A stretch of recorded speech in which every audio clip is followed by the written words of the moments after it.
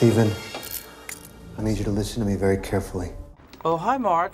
Welcome back, Screen Crush. I'm Ryan Airy. Well, episode 2 of Moon Knight was quite the escalation, wasn't it? The ending raises some important questions about Khonshu and his true nature, because he's clearly far from being a benevolent god. He seems to be more on the evil side.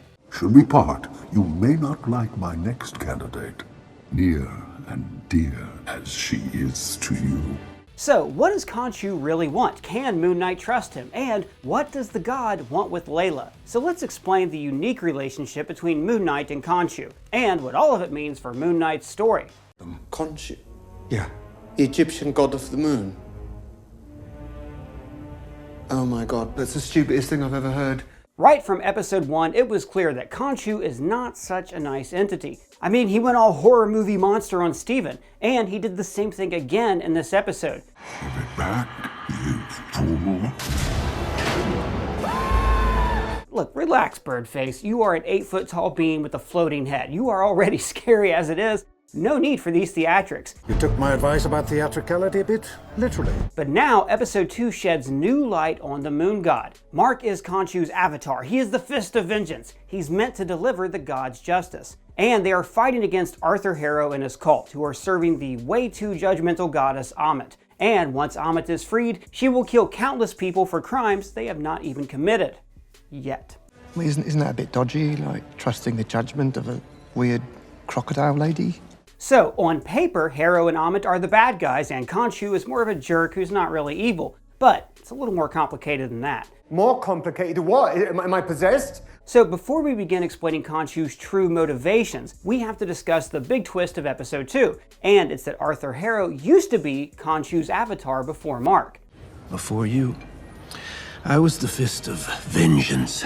And this is important. For starters, this is a major change for the show, since Harrow wasn't a servant of Khonshu in the comics. Marc isn't the first Moon Knight. There have been countless others who had served the moon god over the ages. And we don't know that much about Harrow's time as the previous Moon Knight, but he seems to be pretty bloodthirsty and a brutal individual. I mean, it takes a special kind of person to go from serving a moon god to becoming a cult leader. So, I would assume that he wasn't the best person to begin with. Khonshu sure knows how to pick him.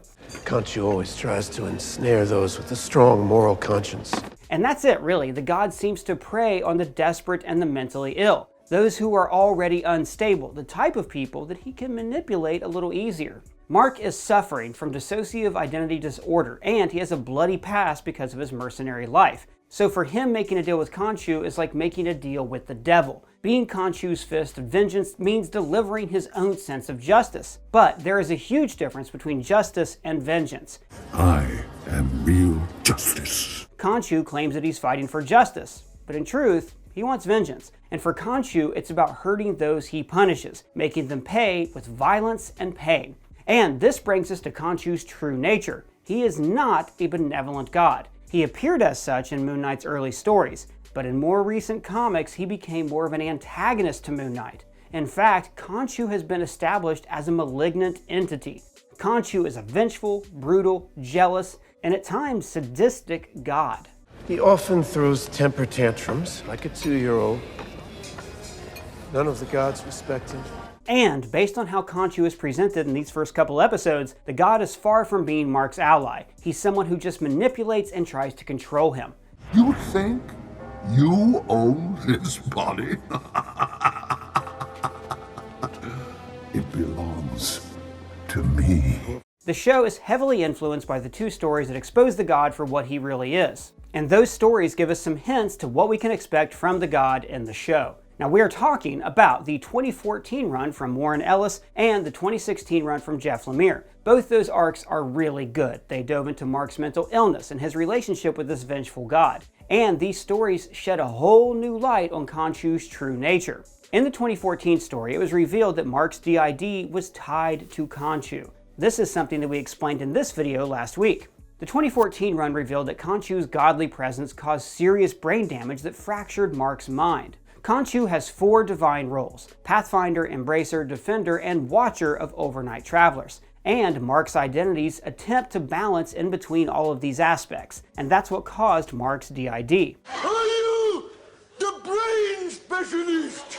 Yes! Yes, I am! My brain hurts! But the amazing 2016 story from Jeff Lemire is the one that gave us probably the best exploration of Marc's disorder. In this story, it's revealed that Marc didn't contract DID because he created new identities as an adult, nor because his mind was invaded by a god. Instead, Marc was always suffering from DID ever since he was a child. And that is when Khonshu appeared before Marc, while he was still just a boy. Well, now that is some fucked up shit.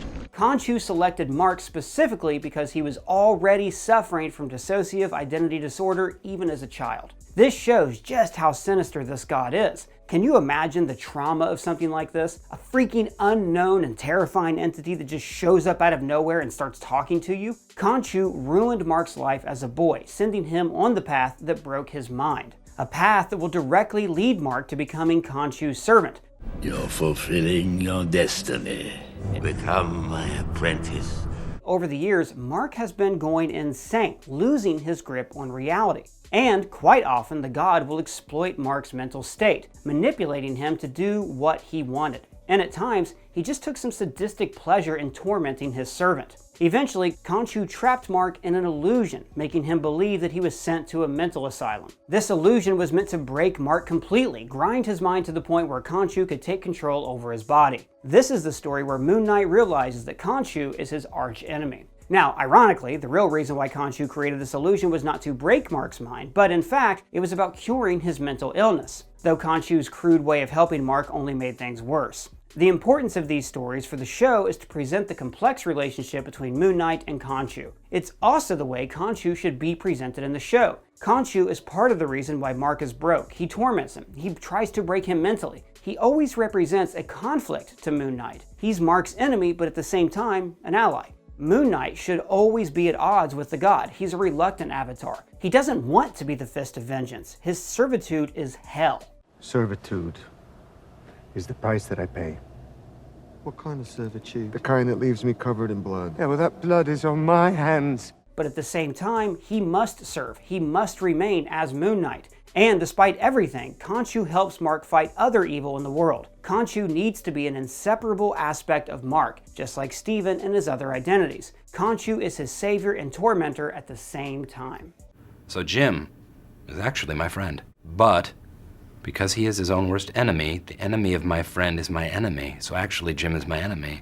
I mean, it's a seriously messed up, toxic relationship. And that's what makes it so fascinating. It's unlike anything else we've seen in the MCU. Now, the other big question after this episode is, why does Khonshu want Layla as his new avatar? The most likely explanation is that Khonshu's had enough with Marc's DID. The god is a fanatic about his mission to bring vengeful justice to the world, and his avatars must deliver that justice at any cost. But Marc is too unstable. His DID has terrible timing. It's already interfered in 2 key events. And considering that the bad guys want to unleash Ammit on the world, I guess from a certain point of view, you can kind of understand Khonshu's frustration with his current avatar. He needs a reliable Fist of Vengeance.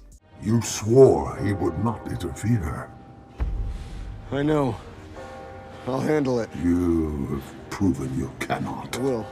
And so that's why Khonshu seeks a new avatar to fulfill his vengeful justice. But why Layla, of all people? Surely there are far more suitable avatars in the world. After all, Khonshu likes his avatars to be a little damaged, people he can control and manipulate, individuals who have no apprehension about brutality and murder. And now we don't know that much about Layla. She does seem to be really capable, she can handle herself in a fight. But she doesn't strike me as a merciless killer. The thing is, I don't really think Khonshu wants Layla as his avatar. Khonshu knows that Marc wants out. He's aware that Marc doesn't want to keep being his avatar. But Khonshu wants Marc to remain as Moon Knight.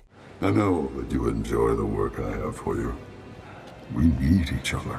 Despite his DID, Marc is the perfect avatar for the god. So, how does Khonshu ensure that Marc remains his servant? Well, he threatens the one person Marc loves, claiming he will take her as his new avatar. Marc will sacrifice his own life and freedom for Layla. So, it's all a ploy, a manipulation to keep control over Marc. What has Khonshu promised you? That this is your last mission? Then you'll be free. Trust me when I tell you, Khonshu is a liar. If that's the case, this might be the very reason why Marc created Steven in the first place. Marc ran away to London and created a new persona to lay low. That's Steven, a loser who works in a museum. Marc's complete opposite. I'm a gift shopist. I work at a gift shop.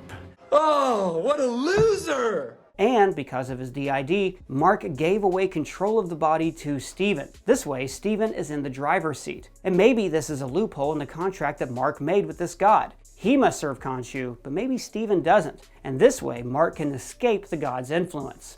I serve Khonshu. I'm his avatar. Which means you are too. Sort of. It's also not a coincidence that Stephen is an expert of ancient Egyptian religion, meaning that Marc may want to use Stephen's knowledge of the god to permanently escape his control. We also have to ask how exactly Harrow was freed from his servitude to Khonshu. Is it possible the god just released him because Harrow was too brutal with his justice, or did the former avatar find a way to free himself? This means that Marc and Stephen will face a difficult choice, because I'm pretty sure that at some point Harrow will tempt Moon Knight with freedom from Khonshu. But if Marc is freed, he puts Layla at risk, since the god will take her as his new avatar. So will Marc betray his god and make a deal with Harrow and his goddess to eliminate Khonshu to free himself and save Layla? Or is it going to be a selfless choice where Marc chooses to remain the Fist of Vengeance to save the world from Ammit, who's actually a far bigger threat to the world? And this would also protect Layla from Khonshu, meaning that Marc will choose to sacrifice his own freedom and sanity to save Layla and also the world. However this plays out, it's clear that this story is far more complicated than it seems, and that's why the relationship between Moon Knight and Khonshu is so interesting. Like a butterfly, sting like a bee. My name's Stephen with a V.